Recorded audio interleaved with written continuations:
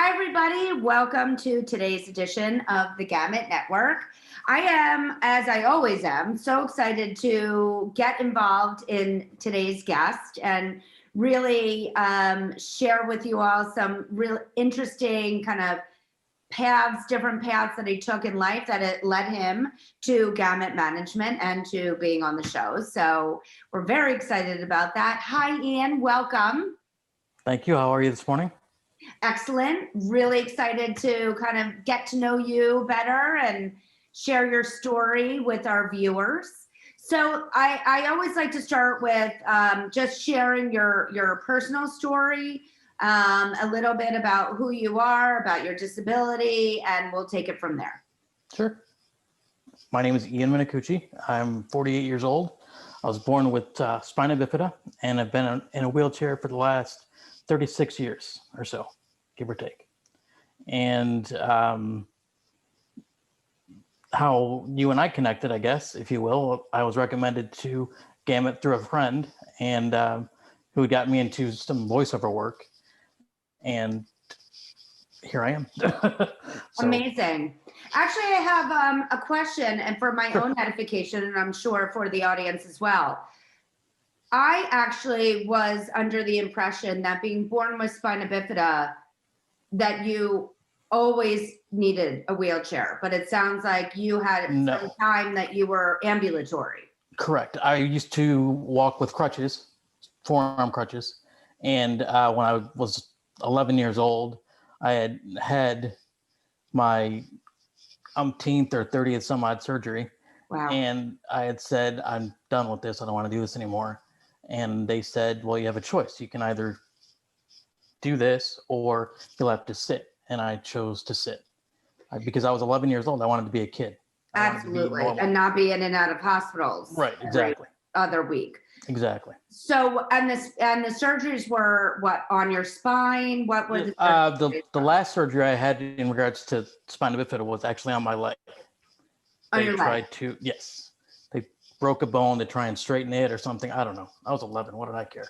And, you probably thought it was kind of cool that they were breaking your bone. And so I had refractured the bone, unfortunately, which is what caused them to redo the surgery. And at that point, that's when I said, I don't want to do this anymore. You know, I'm tired of it. And that was it. So and that's a really interesting piece of your story, because you chose to go into a chair because it was actually going to make your life easier. I thought versus trying, to keep using the crutches and the walker and the surgeries and that. Yep. And now, looking back, do you feel that that was the right decision for you? Without a doubt. Best decision ever made, bar none. I'd do it again tomorrow. And I am, personally going to share that with my son, because he's almost 16 and extremely anti-wheelchair or help in that capacity. And I keep trying to explain to him that it's only going to make your life easier. Why you have to struggle? It really does. And I mean, it makes it not only your life easier, but it gives you the freedom to do what you need to do. Absolutely. My answer to them when they said, are you sure you want to do this? I said, well, yes, because it'll give you everything I just said to you. It'll give me the freedom, the independence. I'll get to where you're going faster because I've got 4 wheels attached to me now. So to me, it was about fitting in more. I feel more confident this way than I do standing or walking, because it's not easy walking with your shoulders. It's not easy wheeling, obviously, either, but you can do that quicker, So I just felt that was a better move for me. I love it. And so you clearly chose the path of the greatest confidence, that what was going to give you the greatest confidence and what you felt. And actually that was very, I think, bold for an 11-year-old to make that kind of decision. And I'm sure you had amazing parents and families support. Oh yeah, without a doubt. My parents were great. Yeah. Help you kind of be, lead from behind, so to speak, that this was a good path for you. Correct. I love it. So now, speaking of paths, you definitely had an interesting path for your professional life. can you tell us a little bit about all the kind of ins and outs of how Sure. we got Yeah. to this point? Well, as I stated to you earlier, back in the 90s, my other life, I started off my career in radio, and I did that for about 8 years. Subsequently You were left there. DJ or what capacity? I was for a little while, then I went into the marketing end of things. And then I went into nonprofit because I figured it was better. It was the same. I was making, as a DJ, you're making only whatever it was back in the 90s. So the joke used to be my landlord got tired of me paying rent and concert tickets and t-shirts. So I decided to, get a job.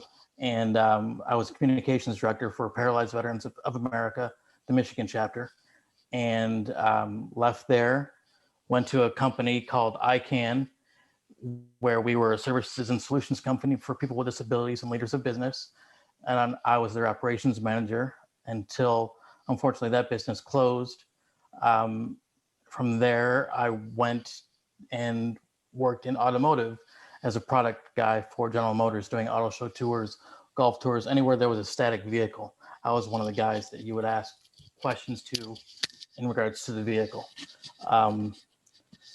From there, I went. Wait, I'm going to stop you for 1 second because I think that's an interesting piece for, that I have a question about. So you Sure. were the guy that they asked to tell you about the vehicle. Correct. But were the vehicles handicap accessible?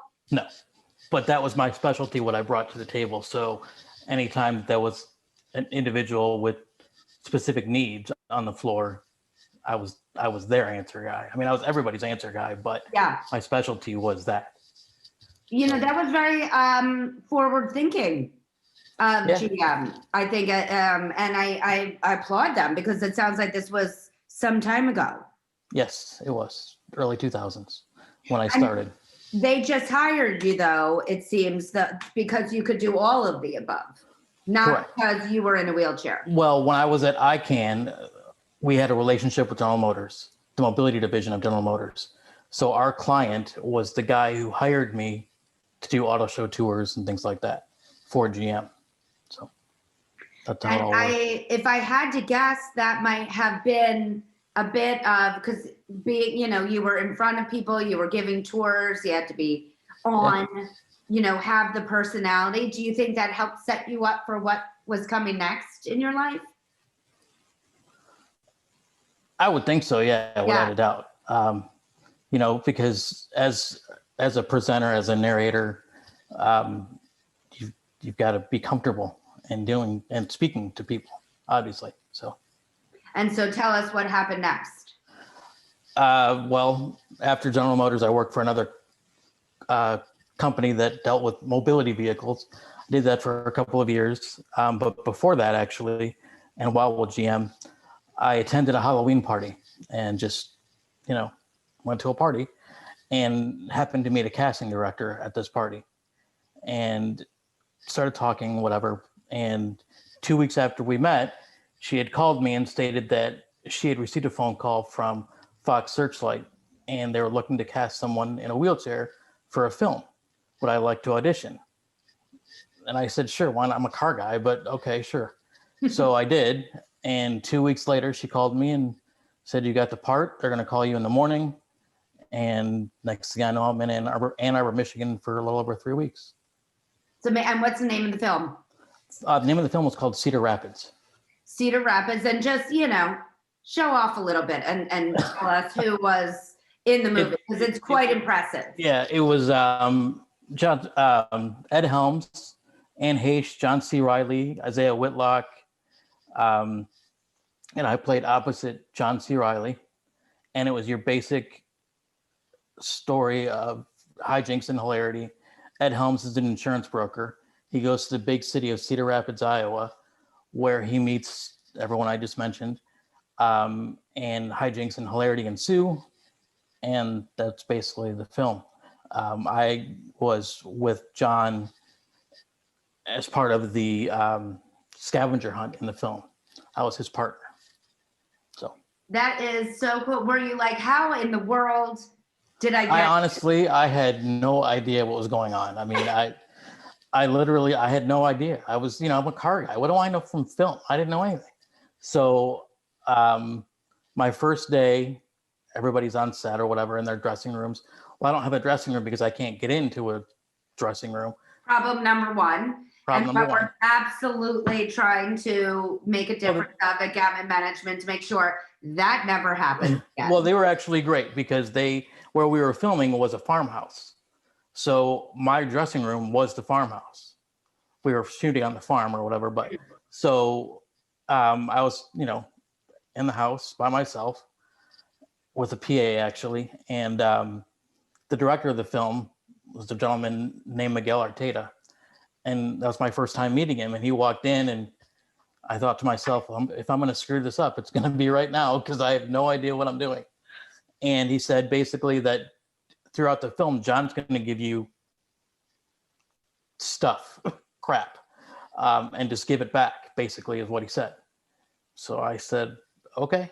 So a lot of what I did on set was ad-libbed because just, he would say something and I'd say something back, and that was it.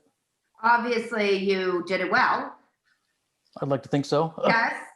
And are you still in touch with anybody from the film? No, I ran into John a couple of years ago here in Michigan.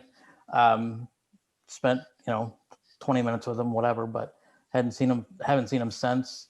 If I had Twitter, with Isaiah every once in a while. Isaiah and I actually have the same birthday, so Oh, how funny. yeah, just we exchanged birthday notes and whatever. But So did that experience give you the acting bug that you were like, okay, I could a little see bit myself doing this?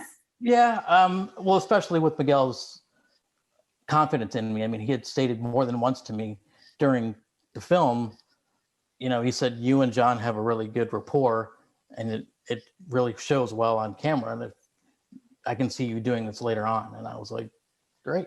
I had no idea. So, on set, that's over. Then I got involved in local stuff, 48-hour movie marathons, where you write the script and everything in 48 hours. Little shorts, like 5 minutes long or whatever. Then I had gotten some calls for some commercial work where they were looking for people in chairs and locally here. And then I had just recently, again, got involved more so in the voice acting part of things, voiceover work, which is obviously a love of mine because it goes back to the radio days back in the 90s. So that's kind of where I'm at right now. I love it. And with the voiceover work, how are they doing it right now? Are they doing it virtually? Or did you have to go to a studio? Nope, they call me, and I just do whatever the script obviously is, and they record it, and that's it. Oh my gosh! So not only could voiceover be wonderful in a pandemic because you can do it virtually, Sure, but also great for people with disabilities. without a doubt, it's the easiest thing in the world. Yeah. So that is something that entertainment industry, we can certainly be employing more people with disabilities who have amazing voices. So let's get into that. Ian, if people have more questions for you or want to dive in a little bit deeper, what's the best way to connect with you on social media? Well, on Facebook, Ian Minicuci on Facebook, and on Twitter. It's been a while since I was on Twitter, but I think just at Minicuci. Which, again, my last name is Minicuci. Perfect. Thank you. Sure. And before we go, I'd like to ask all of my guests one final question. Sure. And again, there's no wrong answer. So you say I am a very big believer, and I always like our viewers to hear a little bit about who I'm interviewing in terms of what you see for yourself in the future. So I live my life by a vision board. I keep mine right here by me at all times about what I intend to accomplish in this lifetime, no matter how crazy, how big, how many people would say, I don't think that's happening. I don't believe in that. So if we got to peek onto Ian's vision board, what would we see? What's going to happen? Well, hopefully the voiceover work, as I said, I just started last week, ramps up quite a bit. Hopefully some more film opportunities, more commercials, photo shoots, things like that. I'm always involved in, I'd want to be involved in. So you're very much going into your vision board is filled with entertainment. Yes. Yep. I love it. And I do really believe that your work in the automotive industry actually was on-demand training for you to get to where you are today. I agree. Yeah. Amazing. Well, thank you so much. It was so wonderful to meet you. You as well. Thank you very much for the opportunity. I'm excited to help you, our gamut management, help you get to accomplish everything that you want on that vision board. Great. Glad to be here. Thank you again. Thank you. If you would like to be on the Gamut Network, please email us at talent@gamutmanagement.com to tell us why you would be a great guest. Also, please don't forget to subscribe to our YouTube channel at the Gamut Network, as well as follow us on social at Gamut Management. Thank you again. Thank you. Bye. Take care.